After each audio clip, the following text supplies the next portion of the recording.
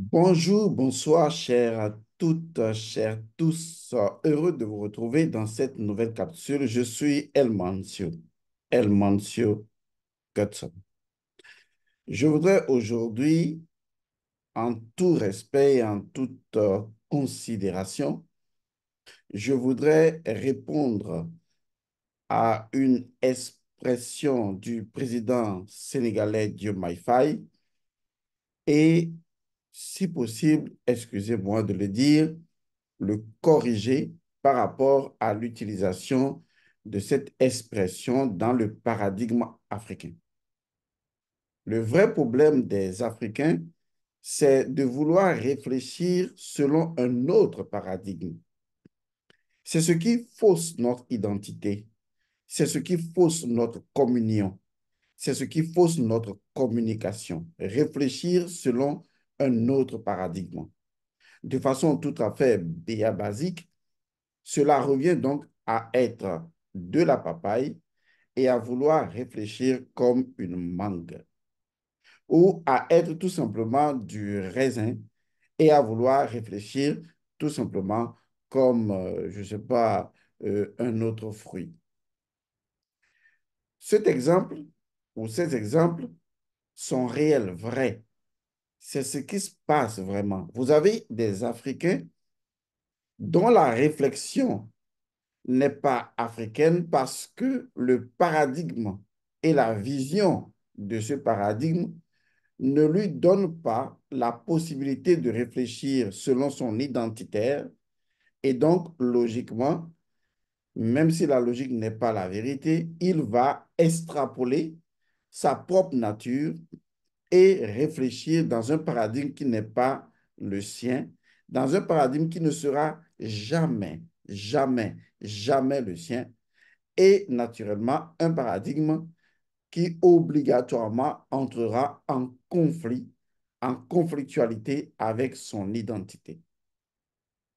Il me semble que la base de ce que je dis n'est pas prise en compte ni par les psychologues, ni par les psychanalystes, ni par les psychiatres africains pour expliquer aujourd'hui la dérive identitaire dans laquelle nos chefs d'État se trouvent. La base, c'est de penser que être intellectuel fait de vous un être intelligent. Je voudrais dire au président Diomaye Faye, en toute considération, que être fortement intellectuel peut créer au niveau même de l'individu une forme de méprise à l'intelligence. Je pense que quelque part, et c'est mon point de vue, plus les gens sont fortement intellectuels, moins ils sont intelligents. Et c'est d'une tristesse incroyable que l'on manque de l'intelligence et surtout de l'intelligence situationnelle lorsque des problématiques importantes se posent, on manque de situation, d'intelligence situationnelle et on se réfère simplement à une logique, à un raisonnement. La logique et le raisonnement sont dictés par les puissances impérialistes. Et le fondement de l'individu n'est pas logique et raisonnement. Le fondement identitaire est d'abord éthique. C'est ce qui fonde notre dimension culto-culturelle et qui nous permet de nous sentir nous, d'être nous. Et c'est quand tu es toi, intégralement, complètement, indépendamment, souverainement, autoritairement, qu'en t'exprimant en tant que qui tu es, tu peux mener une logique convenable. Toute logique n'est pas bonne. Il y a des logiques très logiques, mais qui sont de la pure aberration. Je voudrais donc m'adresser avec tout le respect et la considération au président Diomaye Faye. Quand je dis respect et considération, c'est vrai, parce que dans la tradition africaine, on nous a appris à respecter celui qui est en instance de pouvoir, parce qu'il incarne d'abord le monde spirituel. Il est un portail entre le monde des ancêtres et le monde des vivants. Et il nous permet justement, lorsque nous sommes focalisés sur lui, il nous permet d'aller vers l'avant. Il nous ouvre le chemin. C'est ce qui est censé être. Même si ce n'est pas totalement le cas aujourd'hui avec des chefs d'État entre griffes, nous respectons le symbolisme, nous respectons le symbole et nous respectons la symbolique de ces postes, de ces responsabilités qui sont occupées par avant tout des entités spirituelles, même si nous ne sommes pas trop d'accord avec la plupart d'entre eux. Cela n'empêche aucunement le respect. Le respect, c'est quelque chose de sacré qui fonde notre propre nature et tu ne respectes pas les autres pour le respect des autres. C'est la démonstration, c'est la factualité de ton propre respect que tu es en train d'exprimer. Alors, qu'est-ce que je voudrais dire au président Diomaye en toute considération? Je voudrais lui dire que cette phrase ou cet ensemble de mots qu'il a coutume d'utiliser, et je vais le dire, lorsqu'il dit ramener, vous voyez, nos trois États de l'AES ou ramener la Confédération Alliance des États du Sahel, les pays de l'AES, à la maison. Je voudrais lui dire que c'est un lapsus linguique. C'est une erreur d'expression. Simplement parce que si nous ne pensons pas selon notre paradigme, nous sommes en porte-à-faux avec nous-mêmes. Et c'est le drame de tous les Africains aujourd'hui de vouloir réfléchir selon les dictats du colon, selon les dictats de l'impérialisme. Et le plus tragique, c'est que les Africains eux-mêmes, en instance de pouvoir, ne se rendent pas compte que leurs propres pensées ne leur appartiennent pas, leurs propres idéologies ne leur appartiennent pas, parce que ce sont des gens qui ne se réfléchissent pas et qui ne réfléchissent pas dans une perspective nouvelle leur propre idéologie pour en connaître l'originalité, l'authenticité, la source. L'humilité pourrait faire réfléchir nos chefs d'État pour leur faire poser la question, et c'est de la pure questionologie. Mon idéologie, ma logique, mon raisonnement, ce que je pense, ce que je veux dire là, la source vient d'où? Est-ce que la source vient de moi? Mais si elle vient de moi, et je vais l'expliquer, quelle est ma vision? D'où est-ce que je l'ai tirée? Où est-ce que je veux aller? Quelles sont les solutions tangibles, réelles que je propose? Parce qu'une déclaration d'un président de la République doit être considérée comme quelque chose d'important. Parce qu'une déclaration d'un roi ou d'un président de la République engage des forces spirituelles et cette déclaration doit faire l'objet d'une sincérité, d'une honnêteté, d'une franchise. C'est ce que nous souhaitons, même si, entre griffes, nous sommes dans une forme de poubelle politicienne qui n'en dit pas son nom. OK, revenons à ce qui est simple à comprendre. Monsieur le Président Diomaye Faye, il faut que tu arrêtes, excuse-moi de te tutoyer, ce n'est pas un manque de respect, c'est pour être plus direct comme ça le ferait en anglais. Il faut que tu arrêtes de dire cela.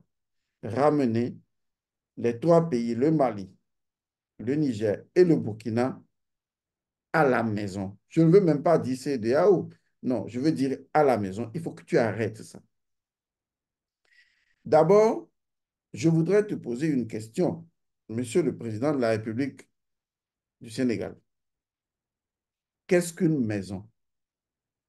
Parce que c'est de là que nous devons bien réfléchir les mots que nous utilisons. Qu'est-ce qu'une maison? À quel moment la CEDEAO a-t-elle vraiment été une maison? Je pense que chacun doit se réfléchir. Monsieur le Président Diomaye Faye, à quel moment la CEDEAO a-t-elle été, dans l'histoire, depuis sa création, la CEDEAO, en dehors de l'espoir suscité, de façon factuelle, à quel moment la CEDEAO a-t-elle été une maison? Parce que si vous dites des choses comme ça, vous ne faites pas honneur à vos parents. Excusez-moi d'être franc avec vous. Il faut que vous fassiez honneur à vos parents. Parce qu'une maison, il faut demander à votre père, il faut demander à votre mère, une maison, dans la tradition africaine, a une valeur spirituelle. Parce que la mise en place d'une maison, il faut répéter le mot maison dans les langues africaines. Parce que lorsqu'on dit maison dans ma langue, le EV, le Mina ou même le fond, puisque j'appartiens à toute cette tradition, quand on dit la maison, ça, dans nos langues, ça n'a pas le même sens que maison, tel que la langue française l'exprime. Parce qu'en Afrique, lorsqu'on parle de maison, on parle d'abord d'une réalité spirituelle. On parle d'abord d'une réalité de sang. On parle donc de la primauté de notre dimension endogène. Parce que la maison, sa mise en place, repose sur un rituel qui est la domestication d'une énergie géospirituelle dans un cadre bien précis et une initiation qui est accordée aux membres de la famille pour en faire une maison. Ce qui fait que une maison dans la tradition africaine fondamentale, identitaire, signifie tout simplement un lieu de paix, un lieu où les valeurs éthiques endogènes profondes sont mises en exergue, où l'identité de l'individu ne sera jamais faussée et aucune autre puissance extérieure ne peut donner ni la fertilité de la maison, ni les décisions de cette maison. Une maison, c'est d'abord une symbolique. Une maison, c'est d'abord une identité spirituelle. C'est le lieu où, et c'est d'ailleurs pourquoi en Afrique, on enterrait les morts à la maison, c'est le lieu où se trouvent nos ancêtres, les défunts, les entités, les esprits, les divinités, et c'est le lieu où nous nous trouvons nous-mêmes. Cela veut dire qu'une maison est une terre sacrée qui est possédée dans sa tradition par l'identité profonde, culto-culturelle des gens qui l'habitent. Monsieur le Président de la République du Sénégal, la CEDEAO n'est pas une maison. C'est ce que je voudrais vous dire. Parce qu'en tant que président de la République, vous devez savoir choisir les mots. C'est très important. Parce que l'utilisation des mots, pour nous, on n'est pas président. On peut encore, bon, à un moment donné, dire une chose ou une autre. Mais en tant que président, vous devez savoir choisir les mots, car l'esprit de discernement, c'est choisir les mots. On n'utilise pas les mots n'importe comment. Les mots doivent avoir une signification, un sens profond pour vous, Monsieur le Président. C'est pourquoi il vous faut d'abord de la culture spirituelle pour élever votre niveau de compréhension des énergies qui modulent les âmes africaines et sénégalaises en particulier. Alors, laissez-moi vous dire une chose. Je peux m'auto-proclamer votre conseiller, même si ce n'est pas le cas. Pour vous dire, Monsieur le Président de la République, ne dites plus jamais ramener les trois pays qui sont définitivement sortis. Arrêtez de faire preuve de naïveté, qui sont définitivement sortis dans la CEDEAO, qui serait la maison. Non, la CEDEAO n'est pas une maison. La CEDEAO est une chambre de passage. Lorsqu'une maison, et ce n'est pas une maison, peut être criminelle de ses propres enfants, pourriez-vous y vivre si vous-même, de votre père et de votre mère, votre maison était criminelle? Vous pourriez y vivre? Est-ce que les agissements de la CEDEAO, qui sont contraires au test même de la CEDEAO, est-ce que ces agissements-là sont le propre d'une maison? Parce qu'il ne faut pas passer sous silence ces choses très importantes. Parce que vous êtes censé être la représentation symbolique de l'éducation citoyenne des masses populaires et surtout des jeunes, car vous êtes censé les inspirer dans une dynamique identitaire. Donc, la CEDEAO n'est pas une maison. La CEDEAO est une chambre de passage. C'est dans une chambre de passage qu'on peut vous couper le courant. C'est dans une chambre de passage que celui qui tient la chambre de passage peut faire ce qu'il veut de vous. C'est une chambre de passage. La CEDEAO est une chambre de passage. On s'en est rendu compte. La CEDEAO est prostituée. C'est juste une chambre de passage. On s'en est rendu compte. Et donc, vous allez demander à des pays qui sont déjà dans leur maison d'abandonner l'originalité, l'authenticité, la souveraineté, l'indépendance de leur maison pour aller s'allier, s'acoquiner à ceux que je pourrais appeler des saltimbanques politiques pour dire qu'ils sont dans une maison. Vous vous foutez de qui, en fin de compte? Ils sont sérieux, là. Le pouvoir, c'est quelque chose de sérieux. On ne raconte pas n'importe quoi avec le pouvoir. Le pouvoir est spirituel. Avant d'exercer les mots du pouvoir, il faut penser aux ancêtres, il faut penser aux morts, il faut penser à l'identité que vous incarnez. Et non dire des choses comme ça, Monsieur le Président. Je suis désolé. Je ne vous crie pas après, mais c'est mon émotion. Arrêtez cela. Arrêtez d'être, ce n'est pas une injure, je m'en excuse, d'être naïf. Les gens veulent abuser de votre jeunesse, de votre vigueur. Ce sont des sorciers qui veulent de l'énergie vitale et qui veulent s'abreuver de votre énergie de vitalité et vous corrompre.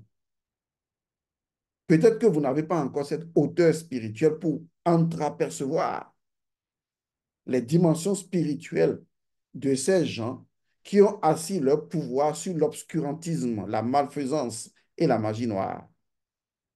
Peut-être que vous êtes arrivé un peu trop innocent au milieu des gens qui ont du sang sur les mains et qui provoquent volontairement le meurtre, l'assassinat de leur propre peuple pour rendre hommage à des entités chez qui ils ont signé des pactes.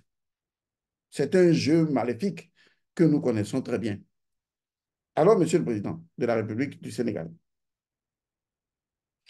je voudrais, en toute questionologie, vous amener encore plus loin et démontrer que, excusez-moi de vous le dire, vous êtes dans l'erreur.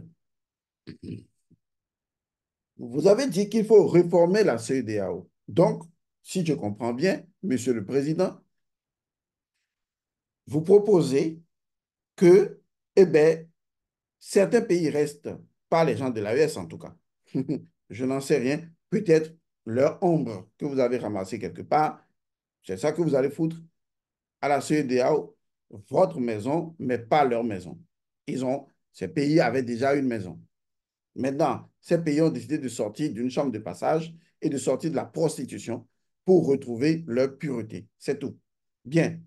Donc, si je comprends bien, Monsieur le Président de la République sénégalaise, votre vision, elle est où en fait pour la CEDEAO que vous voulez nous présenter? Parce que, comme je le disais, le pouvoir, c'est quelque chose de trop sérieux, de très sérieux, d'hyper sérieux. Et on ne peut pas dire n'importe quoi. Pour moi, dire n'importe quoi, c'est ne pas avoir une vision. Celui qui n'a pas une vision dit n'importe quoi. Monsieur le Président, je vous prie de m'excuser, mais sur ce coup-là, vous avez foiré les choses. Vous avez dit un grand n'importe quoi. Dites-moi, si j'ai tort, je le reconnaîtrai en toute humilité, quelle est votre vision de la CEDEAO que vous aimeriez réformer? Parce qu'on ne peut pas faire des réformes, ni proposer l'idée de réforme sans y avoir réfléchi. Aviez-vous consulté des experts dans votre pays qui travaillent en collaboration avec la CEDEAO, qui maîtrisent les thèses de la CEDEAO, puisque vous n'en êtes que le président de votre pays? les gens de votre pays qui maîtrisent vraiment en profondeur les tests de la CEDEAO, les gens de votre pays qui ont vu les agissements de la CEDEAO depuis sa création, est-ce que vous les avez consultés pour réfléchir sur votre proposition en termes de vision, sur votre proposition de réforme de la CEDEAO? Parce que si moi je suis, c'est un exemple assez courant, si je suis marié à une personne et que je décide de quitter cette personne parce que je ne suis plus heureux et que toi, tu veux à un moment donné m'amener à réépouser cette personne, ben, il faut que tu aies une vision.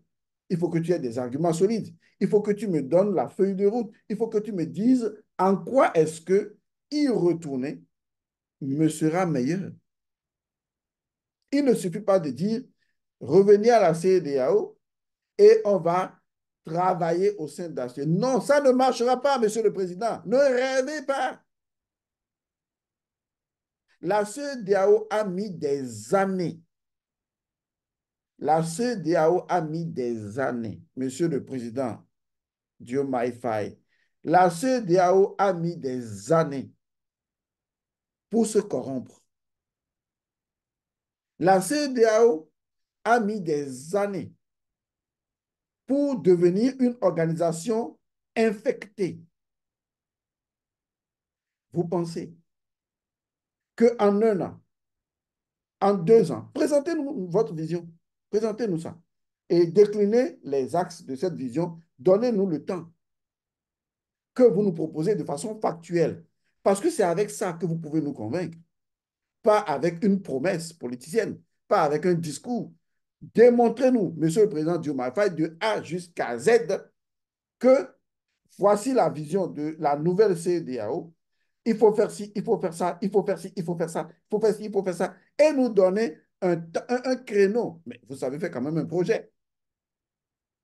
Il faut nous donner un temps et nous dire, parce que si nous allons mettre encore autant d'années pour purifier la CEDEAO avant de la retrouver dans son authenticité,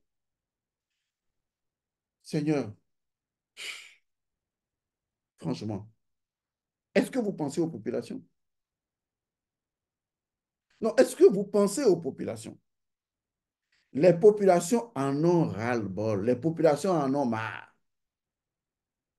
Et donc, vous allez leur demander, parce que pour désorganiser l'organisation de la CEDEAO et réorganiser l'organisation de la CEDEAO, d'abord dans une vision qui sera commune à tous, vous mettrez plus de temps parce que la maladie dont souffre la CEDEAO, ce n'est pas une maladie qu'on peut guérir. C'est une maladie incurable. Monsieur le Président, je vous le dis, la maladie de la CEDEAO est incurable parce que la cause de la maladie, elle est toujours là. Elle ne disparaîtra pas. C'est pour cette raison que lorsque les pays de l'AES ont décidé de quitter la CEDEAO, qui est une chambre de passage, ont raison. C'est une décision mûrement réfléchie. Parce qu'ils se sont dit, mais non, écoutez, si on reste dans la CEDEAO, qui ne veut pas nous écouter, déjà, la CEDEAO ne respecte pas ses tests. Pourquoi la CEDEAO ne respecte pas ses tests? À quel moment, toi, président Diomaye Faye, tu pourrais dire à la France, arrête de t'immiscer dans la CEDEAO? Tu peux. Est-ce que tu connais tous les mécanismes qui ont déjà été ficelés depuis longtemps?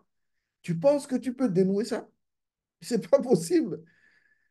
Non, il faut laisser la CEDEAO mourir de sa plus regrettable, désolante, humiliante mort. C'est tout.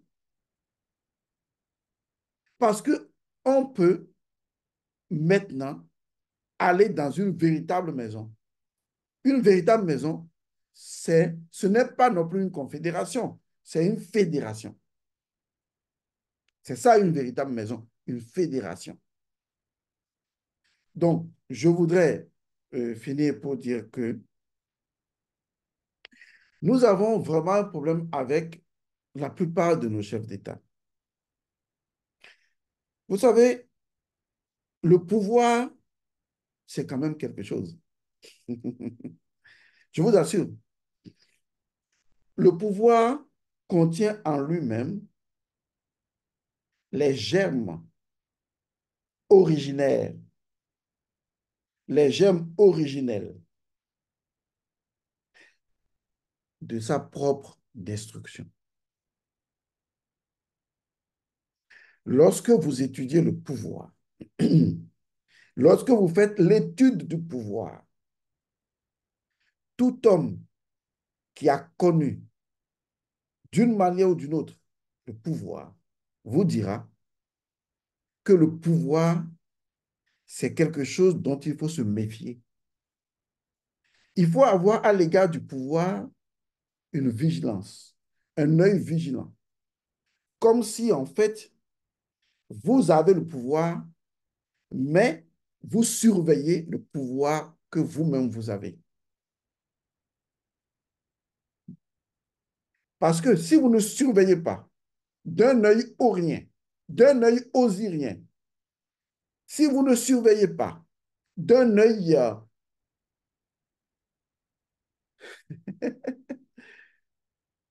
profond le pouvoir, le pouvoir possède en lui-même les éléments de son autodestruction. Et la seule façon d'éviter que le pouvoir ne conduise à l'autodestruction, c'est d'avoir un œil vigilant. Pas celui qui exerce le pouvoir sur le pouvoir que lui-même il exerce. On appelle cela la prise de conscience. On appelle cela la force. Car supérieure au pouvoir est la force. La force est spirituelle, elle est intérieure. C'est d'elle que le pouvoir émerge. Mais quand le pouvoir échappe à la force intérieure, à la maîtrise intérieure, à la sagesse et au discernement, le pouvoir part en vrille.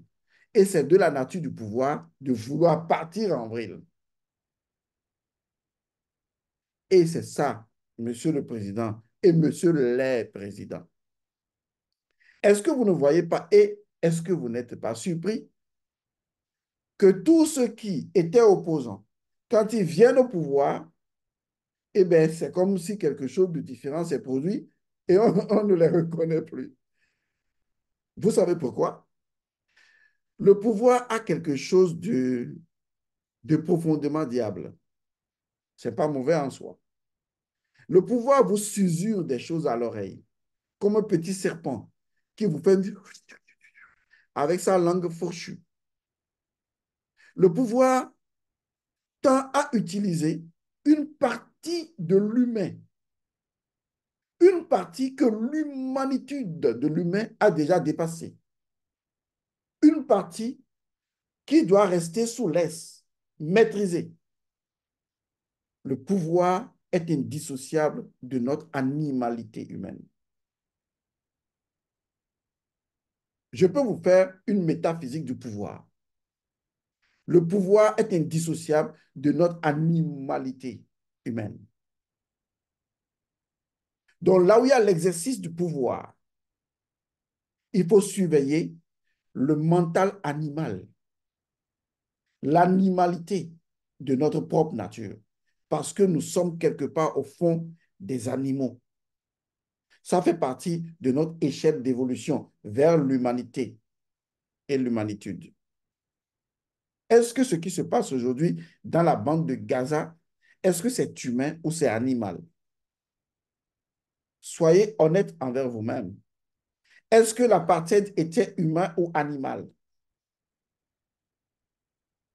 Les présidents ont besoin qu'on leur fasse une métaphysique du pouvoir pour qu'ils puissent développer le troisième œil qui surveille l'exercice par eux-mêmes de leur propre pouvoir. Quand lui-même surveille son propre pouvoir d'un œil vigilant, on appelle ça l'éveil.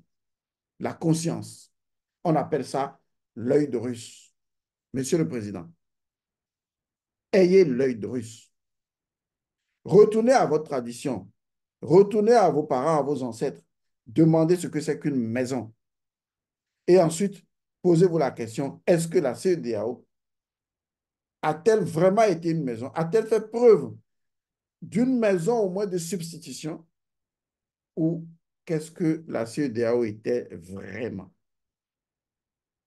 Mais arrêtez de nous entourlouper avec cette bidonvilloise idée de nous faire croire que la CEDEAO est une maison et que ceux qui sont maintenant à la maison, dans la véritable maison, c'est parce que le Burkina, le Mali et le Niger se sont égarés de leur maison et se sont rendus compte qu'ils s'égaraient de leur maison, qu'ils ont dû faire demi-tour pour sortir de la chambre de passage et retourner dans leur maison.